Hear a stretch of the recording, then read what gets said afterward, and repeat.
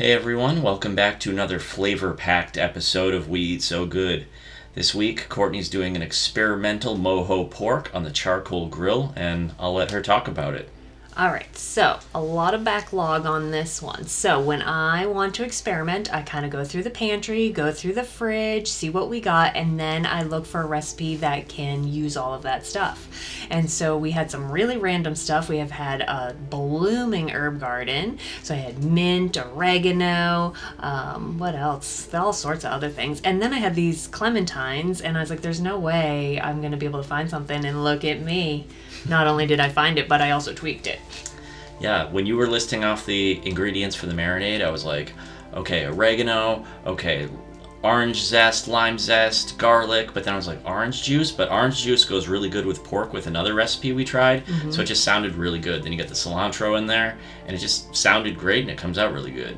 I remember you saying, oh, don't you need orange juice? And I said, I have these little clementines, and somebody laughed at me. Yeah, and when I was editing this video, I had to edit out about 25 minutes of you squeezing many of these tiny little clementines to try to get your 3/4 of a cup of orange juice. You wouldn't let me go to Dollar General to get some, so this is fresh squeezed clementine orange juice. Yeah, it's very rare. And then you add a gallon of olive oil to it. Yeah, I didn't like that part. I would definitely change that part in the future. I am definitely going to make this one again. I would totally do this for like a party. Maybe let it rest a little bit longer, cool a little bit, and like make up some sandwiches or something. Oh yeah. Oh, there's Stanley in the background checking out the onions for some reason. He loves those onions. All right, so here I am just squeezing up some garlic. Now this marinade did take a while, and I do kind of blame those little clementines, but I made it through. Would you change anything other than I know it said 3/4 of a cup of olive oil.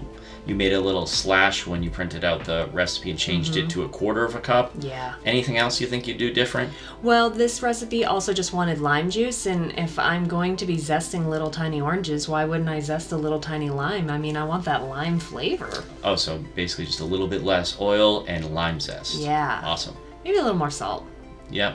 And then how long did you let this marinate for? So we made this Saturday afternoon, and I think we cooked it up Sunday for dinner, so a little over 24 hours. And there you're saving the marinade because you're going to cook it down, so we'll come back to that later. And here we are with the chimney, getting the hot side of the charcoal grill and the cool side going with all the coals on one side. Also, this is an experiment in inception. Say what? An experiment inception, because I had never used a charcoal grill before.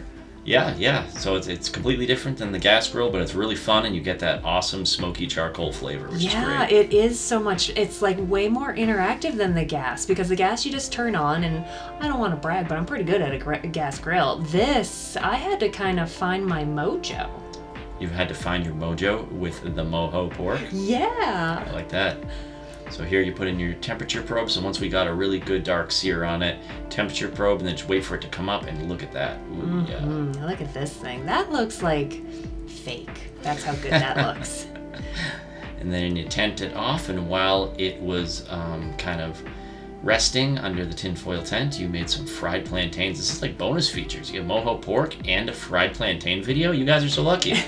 Yeah, you could totally. I have actually done this for parties. Like, I've just gotten a bunch of plantains and fried them up. So if you want a starchy kind of potato chip plantain, then go with the green. If you want something kind of sweet and like dessert-ish, go with the yellow/brown ones. Or what I often do is get a couple of each if I'm doing a party, and then it's kind of like you don't know if you're going to get a sweet or a starchy. Yeah, and these are awesome. They're like, you double fry them here, right? Yep. Oop, that one got away. And these are so addictive. They're salty, they're crispy, they taste like a fancy potato chip. Yeah. Now here, I'm kind of smushing them down so they're a little bit more flat so I can get my second fry on them. They do actually have actual plantain presses, which I think is excessive because what else could you use that for? Nothing. And I don't like stuff like that, as we all know. These came out great, just pressing them down with a spoon. I know it was a lot of work, but look at that nice dark color, and then you hit it with some salt right away. Like you do anything fried, you want to do that? Exactly. So now the pork has completely rested. Look at these juices. Look at my smoke ring. And then you bring in some, you were going to make mojitos, but we didn't have rum, so you used bourbon, and those came out awesome. And then you got the sauce there, which is the cooked down marinade, plantain chips, and just look at that roast. That came out so good. Let's take another look at that thing. Leftovers for sandwiches for days. Yes. Love it.